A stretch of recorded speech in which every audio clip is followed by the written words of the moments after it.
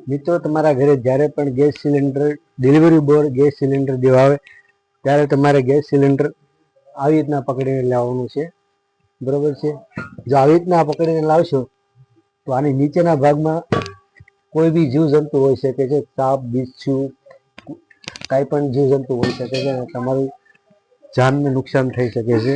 એટલે સિલિન્ડર પકડવાની રીત આવી રીતના જ છે। હું તમને એક વિડીયો બતાવીશ, એમાં આ નીચેના ભાગમાં સાપ છે, એ વિડીયો હું તમને બતાવું છું હમણાં। મિત્રો ગેસ સિલિન્ડર આડો કરીને જોયું ત્યારે ખબર પડી કે કોબરા સાપ આ કિનારીમાં છુપાયેલો છે। જો સાચી રીતે પકડેલો હોત તો વાંધો ન, જો ખોટી રીતે ગેસ સિલિન્ડરને પકડીને ઉડો તો આ કોબરા સાપ ડસી જાત અને જીવનો જોખમ થઈ શકે।